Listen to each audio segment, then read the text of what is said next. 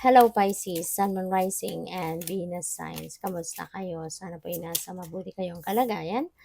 Welcome back po sa Star Tarot at kung bago kayo dito, welcome din po kayo. Please subscribe, like, share my videos, and leave me a comment kung nakaresonate po kayo. Thank you.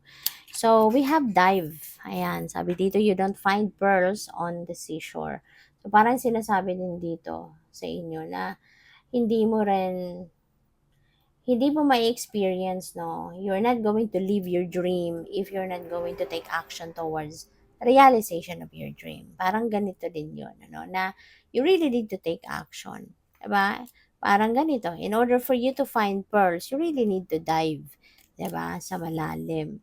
Yung ganon. Kaya, maaari na may mga opportunities dito, Pisces, that are knocking on your door.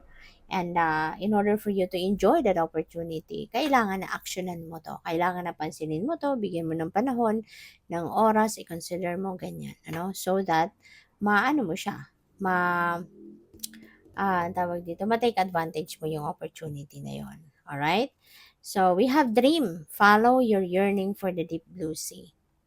Alright? So, huwag kayong mahiya, mangarap, huwag kayong matakot mangarap, huwag kayong magdalawang isip na mangarap. Kasi, 'di ba, ang sarap kaya na may pangarap. Ang sarap na nangangarap ka kasi parang, yun din ang magiging fuel mo eh. No, na magsipag ka pa, magtiyaga ka pa, para marating mo yung pangarap mo. 'Di ba? Kaya yun ang parang ano, nagsisilbing inspirasyon natin na sige, I will continue to pursue kung ano man yung mga pinaplano mo para makarating ka doon sa one day, you will be able to live your dream. Take the helm, be in control of your own ship. Ang iba siguro sa inyo, Pisces, maybe you are being controlled by someone. Baka merong ibang taong nagpapatakbo ng buhay mo, you know? Kaya nare-remind ka ngayon ng spirit, no, to take the helm kasi it's about time na para ikaw naman yung manindigan para sa sarili mo, ikaw naman yung maging direktor ng sarili mong pelikula, sarili mong kwento, kumbaga. Okay? It's your life, so you should, 'di ba, run your life at choose life in your own terms. Okay? So, maaring tama na, it's about time na, no? Siguro mahabang panahon na na pinagbigyan mo ang kung sino man ito na maging sunod-sunuran ka sa kanya. Ngayon, maybe it's about time na para ikaw naman ang masunod, no? Yung willpower mo naman, yung pairalin mo. Okay? So, by the way, maraming salamat for subscribing. And if you haven't subscribed yet, subscribe na kayo. And also, maraming salamat din for not skipping the ads. Malaking bagay po yan sa akin. And also, please click the join button sa baba ng video kung gusto niyo na mag-join kayo sa membership. Salamat. So, a time to share. Ayan. So, napakaganda. Nagpapakita lang ito na you're going to be very generous sa ngayon. No? Maybe you're going to become the benefactor. Ikaw mag-share ng kung ano man ang blessing na meron ka. Yung ganon. No? So, this is really beautiful. Kasi the more you, diba sabi, the more you give, the more you receive. Kaya the more na sa puso mo, nag-share ka, magbibigay ka wholeheartedly, with all sincerity, ang pagtulong mo, ang pagbibigay mo, you can expect, no, na mas marami pa sa binigay mo ang dadating sa'yo. Mas marami pang ibibigay sa'yo ang Divine Universe. Okay? Kaya maganda yon na mapagbigay tayo, na maging generous tayo. So, we have the lonesome gardener. So, maaari ng iba sa inyo rito is feeling lonely. Maybe you are all by yourself. Wala kayong makausap. Um, wala kayong mahingahan ng mga problema kung may problema. Wala kayong mapagkwentuhan man lang, sa ngayon. So, maaari kasi na baka malayo ka sa mga mahal mo sa buhay, no? Wala kang makontak ngayon. Baka nasa abroad ka, kaya medyo, parang siguro, malaking malaking diferensya sa atin, no? Kapag nandito tayo, tapos ang loved one natin nasa ibang bansa. Kasi yung time zone, no? Yun ang pinaka problema diyan minsan.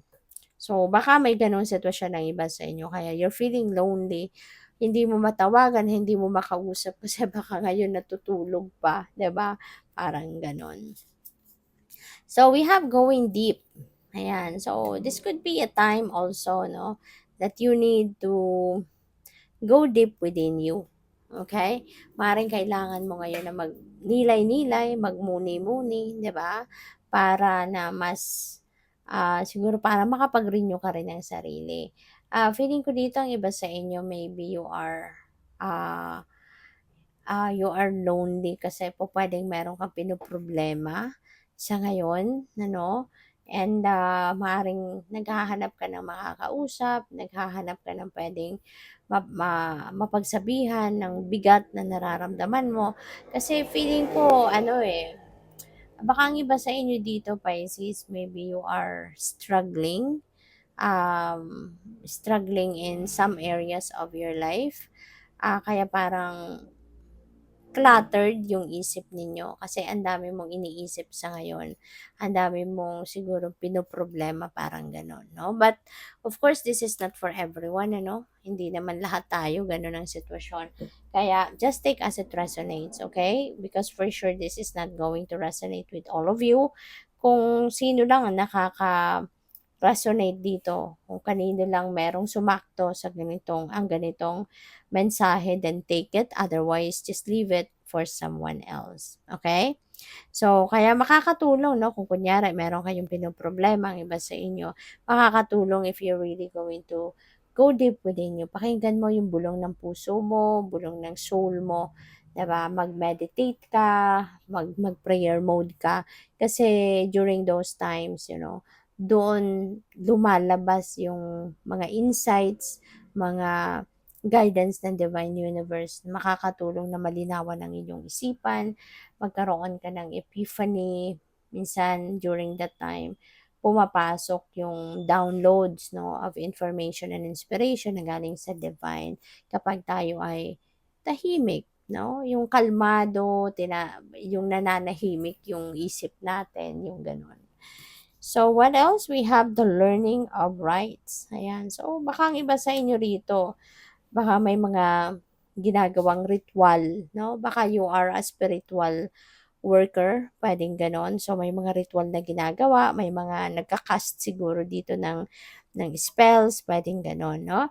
Or, puwedeng ano 'to, ceremonial rites, 'di ba? Puwedeng may ina-attendan kayong mga, kunyari parang misa, 'di ba? Yung mga gano'n, worship, yung ganyan, 'no? So, siguro may mga gano'n, pagkakataon or okasyon na dinadaluhan ng iba sa inyo. So, good luck. Thank you for watching. Love and light. Namaste.